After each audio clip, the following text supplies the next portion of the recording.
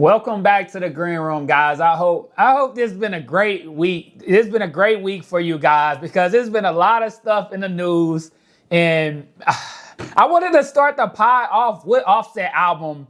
It should have been playing in the background. You know what I'm saying? I'm not gonna get copywritten, but oh my God, there's been so much stuff in the news that we need to talk to. If you watch it right now, go grab your popcorn. Grab your liquor, you know what I'm saying? Go get your woman, go get you some Sir Davis. A guy, get you some whiskey or something on the rocks. Put the Sir Davis in a cup too. Get your snacks. Lay back, chill. When you watch this, just vibe out, man. Clean up the crib because we got a good one today. We definitely back rolling. I told y'all I'm dedicated, bro. I'm not going, you know what I'm saying? I'm not going to give up. We're going to clip this moment for when we keep gaining more followers and getting more followers on social media and different things. Then we're going to come back and be like, Ralph did tell us we was here from the start. Thank you for supporting me. But no, if you haven't followed me, follow me on Instagram, follow me on TikTok, follow me on YouTube. I post a lot of YouTube shorts and stuff. Not follow me, but subscribe. But we're going to kick things off, man. We have a good one today. It's a good one for you guys. Offset dropped this new album titled KIARI, I believe. Titled KIARI. I was going to say Kari's. Titled KIARI. But, oh my God. So, this album is vibey. I'm not going to lie to you guys. So, we got KIARI. It has 18 songs. And oh boy. And I told you, what we have? We had Freddie Gibbs. We had The Clips. We had Gunna. And we was 3 for 3. We 4 for 4. We are 4 for 4 in music.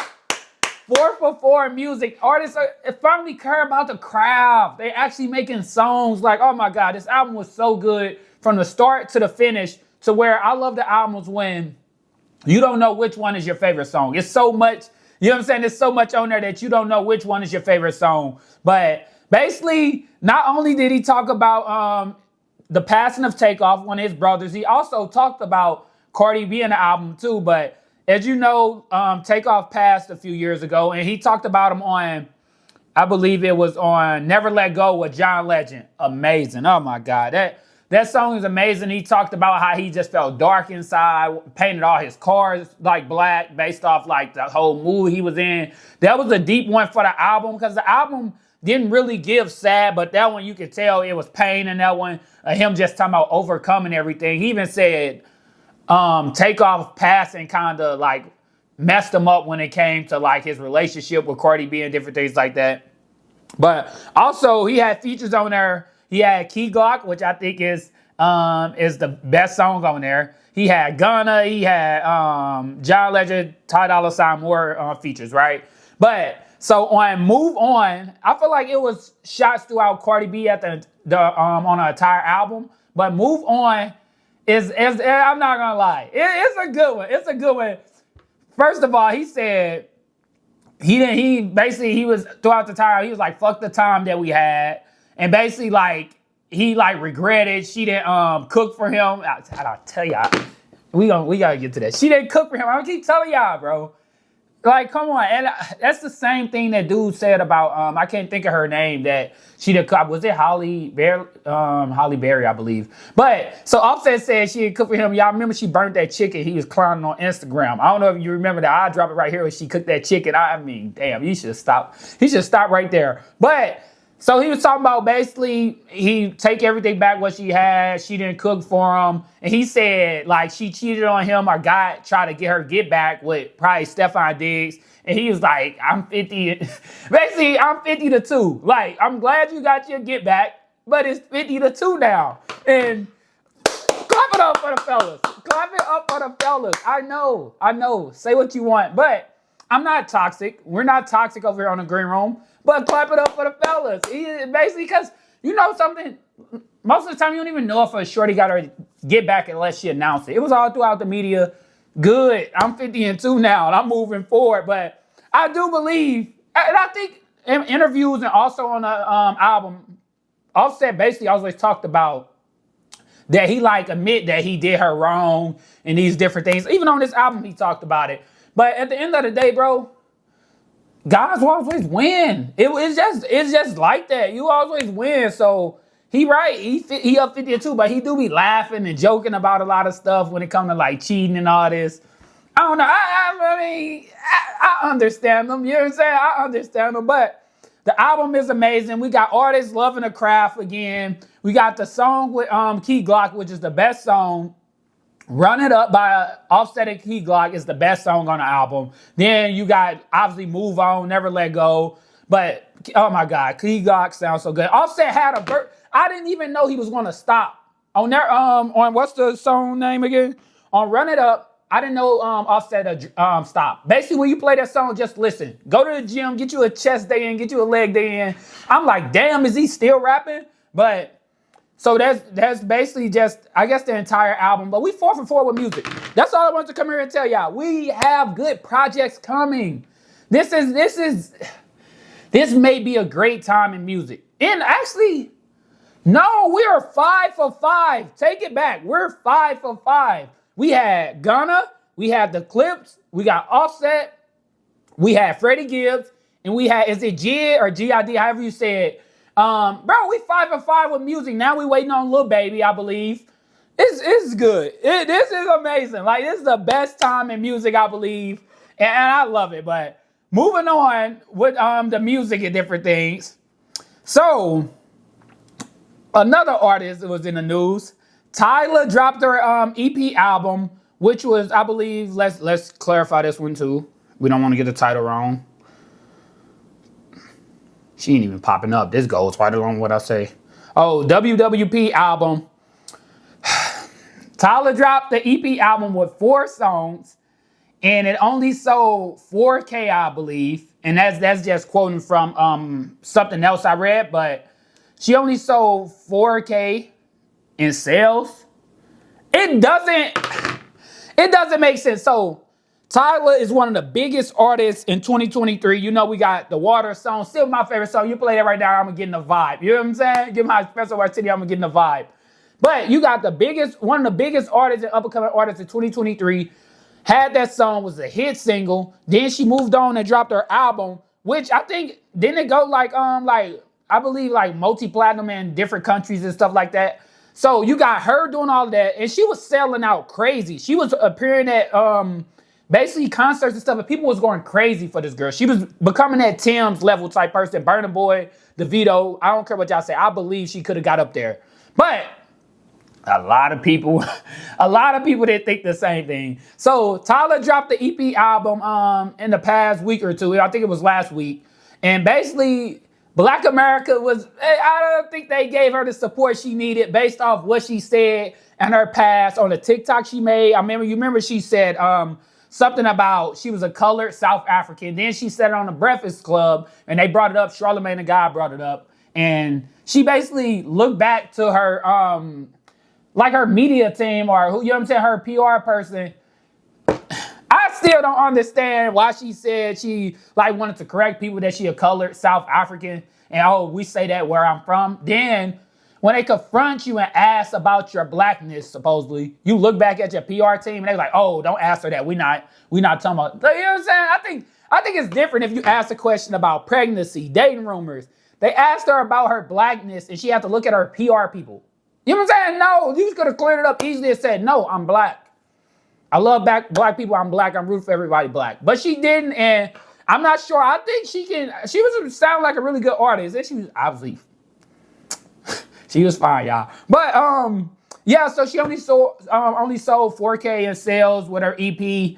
But oh my God, only 4K copies? 4,000 copies, guys. And she's one of the biggest artists in 2023. Let me know. Do you think it was because what she said with the colored South African thing? Because I don't understand how this artist was so big. I didn't even know she dropped. You got to think, I didn't even know Tyla came out with anything. So I'm not sure if it wasn't pushed as well or what. But I don't know. And speaking of why everything is going basically right in a row. Speaking of blackness, Dr. Umar is under fire because if you haven't seen his school that he talked about that people been donating to the past 5 years, and he talked about opening it up and all the struggles he's dealing with. Basically, they looking to close down. And they would basically have to sell it because he got a lot of unpaid bills at this school. But on top of that, we seen him on social media before asking people to cash out him because his cards or something got messed up. Then now he basically saying, basically lunch with him is a fundraiser for the his struggling academy, and women will pay $500. I believe it was women or men, I'm not sure. Will pay $500 to sit down with Dr. Umar for lunch. I don't have like a crazy opinion on it because we see this all the time where people people are paying $1,200 to sit down with Chris Brown and take those pictures. So I understand, but I think it's different when a lot of people are mad about this school because I physically seen people that I know donate to this school based off how much they love Dr. Umar. But overall, I'm not gonna lie, I think it is a struggle when a black person is trying to do something like independent and don't have all the resources. I think it is hard to open a school like that. I think he probably did get behind on bills, but the only thing I will admit, he was in the media a lot of times making jokes about what he say, like snow bunnies and all this, and your bills not paid at the school. I think that's more so what people mad at. He's going around and joking, and they've been waiting on this school to open. And then again, come on, guys. You see the skin color. It's so hard to open something like that. Like I said, without the resources. So I'm not sure why people are worked up about the $500 lunch, but I understand that people are worked about the school because at this point, they donated to the school. So it's their funds that they gave to him, and they're not sure.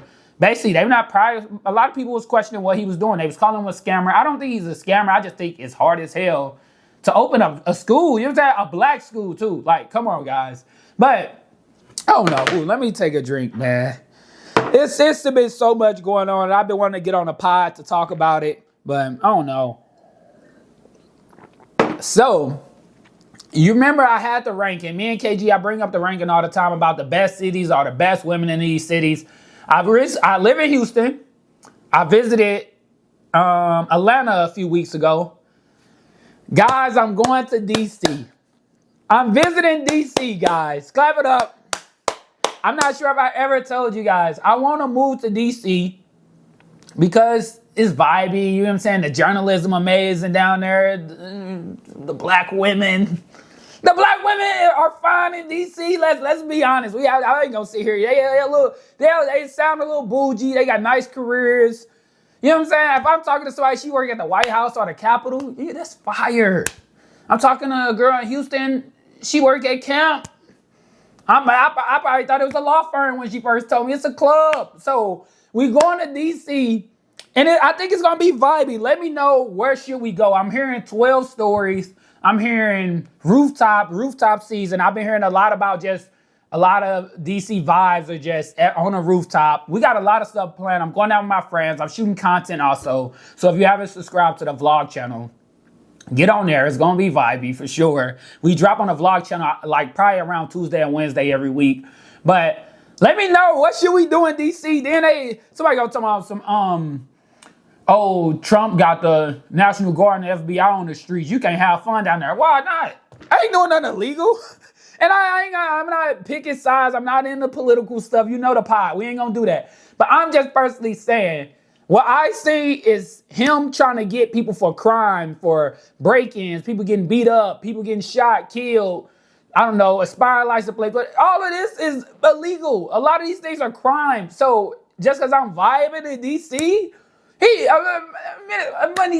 as many women I may talk to, I wouldn't be mad if I got arrested, if that's the case. But other than that, bro, I'm vibing. Like, don't swipe up, don't tell me nothing about what Trump got going on. You know, it'd be so crazy if I'm saying all this and I get basically frisked or something by them. I'll be, bro, we'll come right back to the pod. But no, man, we going to vibe in DC. We gonna take our time. We gonna enjoy ourselves. I'm loving it. Then we gonna do the ranking. After I go to DC, we have to do the ranking. We're gonna go Atlanta, we're gonna do Atlanta, Houston, then we got DC. We gotta rank those because those are the top cities. And we also got homecoming coming up. If you haven't subscribed to the vlog channel, we're gonna go on at least 3 homecoming tours. And I'm gonna take y'all through some HBCU homecomings. But moving on, one of the last topics of the day. Basically, Jerry Jones, Micah Parsons, and all of the Cowboys are in the news. Obviously, it's never nothing good. It's never nothing good for the Cowboys been in the news. And I know you watching this. Oh, you just talk about Y'all not good, bro. Every year it's the same thing. And I think y'all got the pieces I just don't understand. But Jerry Jones is in the news, basically admitting that he's not. He say Micah is under contract, and he also could franchise tag him twice. And I think he would do it. I'm not gonna lie. Based off what he said Micah basically looked at the contract and negotiated. His agent basically told them basically F off, like that's trash. So a lot of stuff is going on between both camps. We can break it down and all these things, but we gotta know it's Jerry Jones. I think the difference is a lot of this stuff works for owners that need you. He don't care about that. You understand how he run his business? He don't care about that. So I truly think he gonna look at Micah Parsons. You ain't playing, okay? I'm not gonna trade you. I'm not gonna do nothing. I don't like, especially when you that old. I think you will want to see yourself right, just sitting there and watching him not play. Then he gonna franchise tag him twice, I believe. But he said he tried to offer him the most money for a non-quarterback, and I believe it. I just don't. I just think sometimes a lot. You gotta think these are billionaire businessmen too, so they be on their high horse and they ain't playing, and they deserve to be. But I'm not sure. What do you guys think? Do you think they resign Micah? Do you think they franchise tag him a few times over the next few years? What y'all think? They saying trade him. You trade him to the Steelers. You know what I'm saying? Release Shador, get him to the Steelers. Release Micah or trade him to the Steelers. We not mad at it. We not mad at it over here, but thank you for joining the weekend pod, man. We definitely gonna be back. My birthday coming up. You know, I'm gonna catch a vibe. That's why I'm actually going to DC for Labor Day. But birthday next week. Check the vlog channel if you want to see the vibes leading up to my birthday, leading up to DC, workout content, lifestyle, whatever. But other than that, I'll see you guys next time.